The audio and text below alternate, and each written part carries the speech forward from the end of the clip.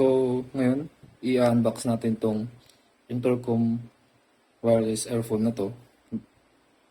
Ang model niya is Q58 Max. So, ang intercom is ginagamit para sa mga riders o sa mga nagmumotor na naka-helmet para makausap nila yung mga kapwa nila riders or yung angkas nila.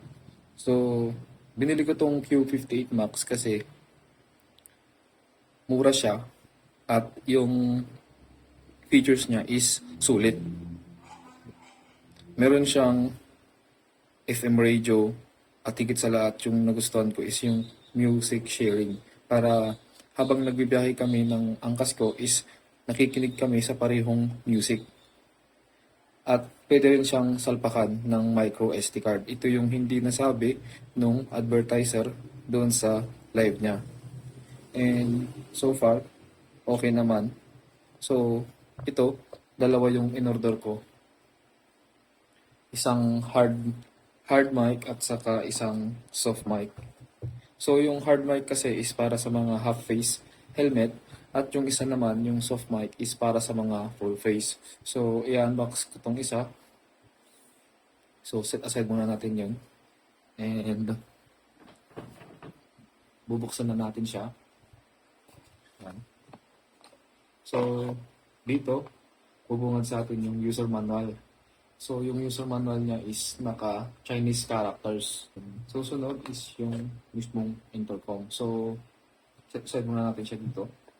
And, tignan natin yung ibang kasama ng product. So, ito ay isang hard mic. So, ito yung ginagamit para sa mga half-face helmet. So, malaki din yung earphones niya. Clear niya. Ganito din yung earphones ng EGS pero hindi ko alam kung magkakaroon sila ng quality. Papakinggan ko pa ito and I will give a feedback. So, meron din siyang mga adhesives para sa mga peripherals niya tulad nito. And meron din siyang USB Type-C cable and ito rin. So, meron din siyang warranty, qualified sticker pa. So, yun lang naman yung laman ng box. And so, set aside muna natin ito. And balik tayo sa mismong product para ma-review natin. So far, maganda naman tong product na. Tingnan mo. Marami siyang buttons. So, dito sa top button niya, sa top part niya, meron tayong volume up, volume down, and yung connection part. Dito ka magko-connect sa intercom. Pag click mo to, pwede na kayong mag-usap. Ito naman isa is yung para sa flashlight, modes, Bluetooth, FM radio.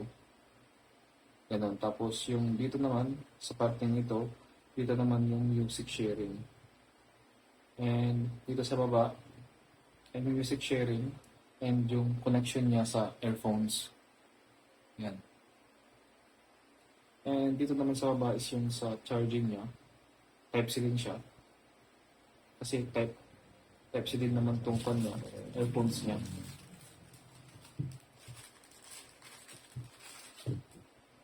Yan. Naka-Type-C siya.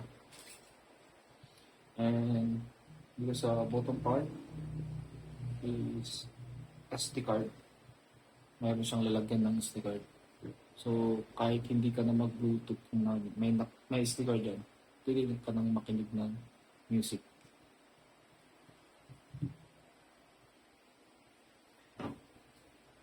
At bago ako bumili ng Q58 Max, meron na rin akong intercom.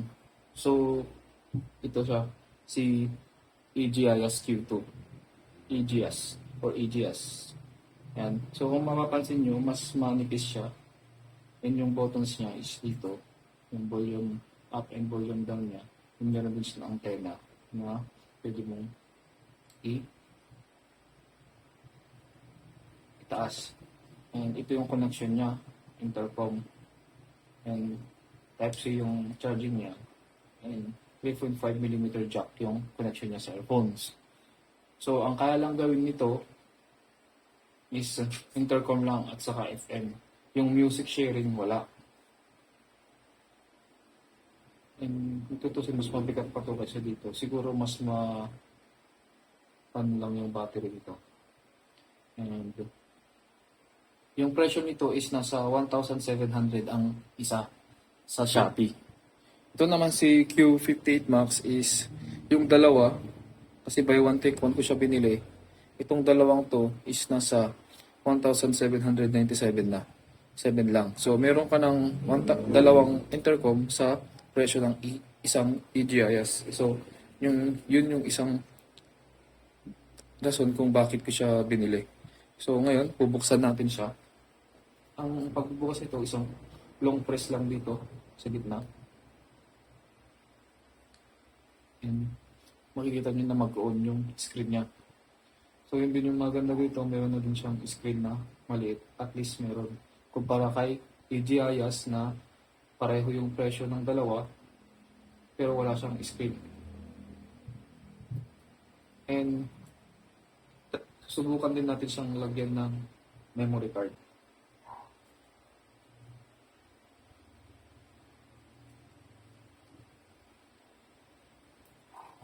Yan. Yan. Kung makikita nyo sa display niya,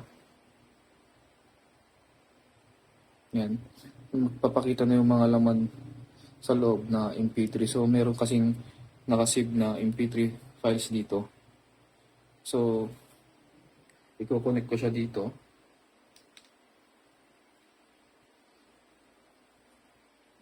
And mag-play tayo ng music. Para naman sa volume up niya, ilong press din to. Long press lang sila para mag-volume up at mag-volume down.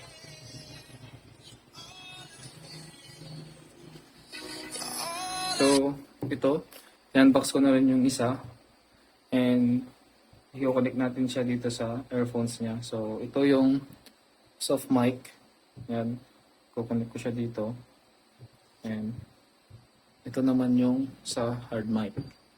I-connect ko siya dito. And, i-on ko sila.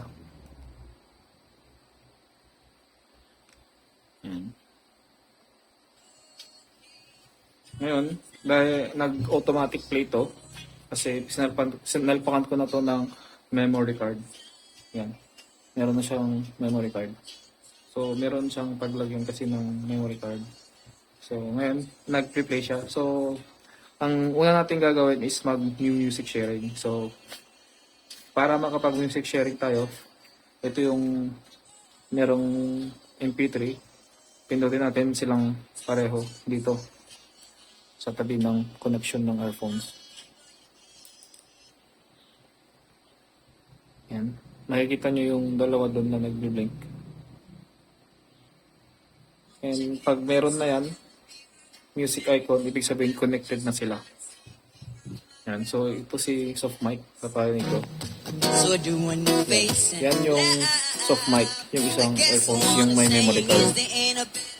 So, ito naman yung hard mic na walang memory card. So, papakita ko muna. Yan, wala siyang memory card. Yan. So take no more. Yan. So, meron doon sa live streaming nito, doon nag-advertise, ang sabi niya, pwedeng makinig ng music habang nagsasalita. Oo, pwede siyang makinig ng music habang nagsasalita kung itong isa is connected sa ibang cellphone or meron siyang sariling memory card. Pero kapag naka-music sharing siya dito sa isa, hindi ka pwedeng mag-music sharing habang nagsasalita. So, gagawin natin siya. I-connect natin yung intercom niya dito. Pintin natin to sabay.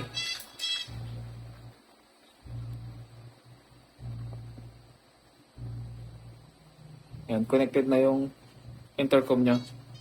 So, kung mapapansin nyo, itong si soft mic, meron siyang sound.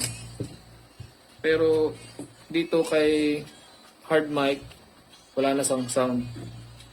Pero nakikinig ka ng music, pwede kang magsalita. Hello? Hello, sound check, 1, 2, 3, sound check, sound check. Kung naririnig nyo to, ibig sabihin, gumagana yung nakikinig ka ng music habang nagsasalita. Pero yung music sharing hindi. So, itatry natin tong isang mic.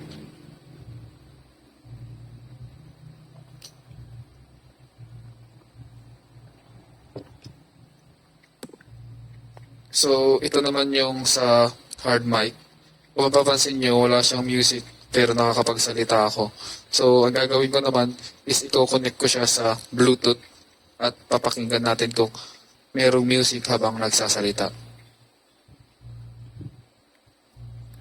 So, dito, i-connect natin siya, ito, dito. So, connect ko na to kanina.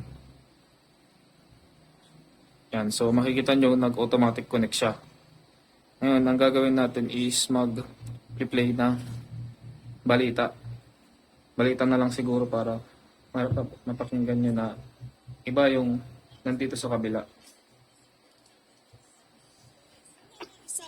Hello, sound check. Merong balita, tapos nagsasalita ako.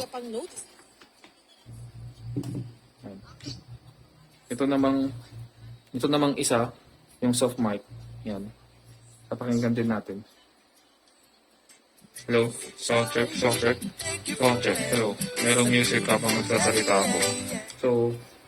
So ginawa ko na lahat para mag music sharing habang nagsasalita pero wala. Ang nangyayari, na may naririnig ka mula dito sa kabila dito pero hindi mo naririnig yung sinasabi nito papunta dito.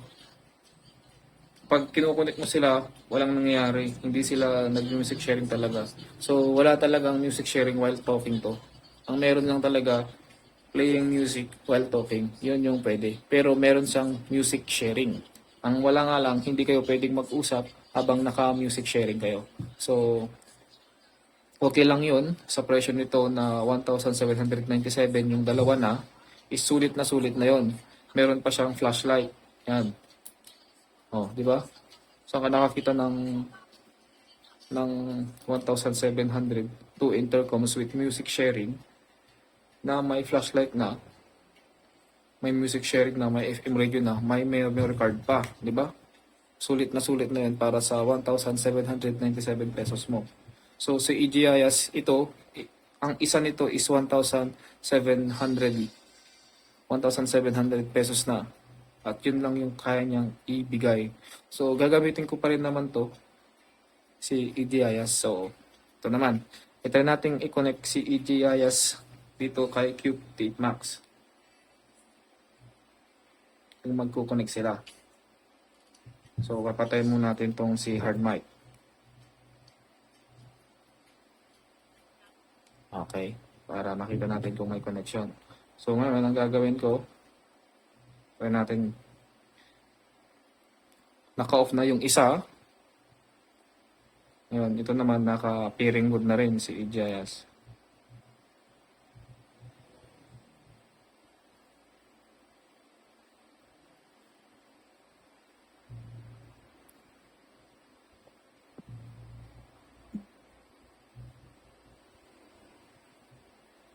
Yan.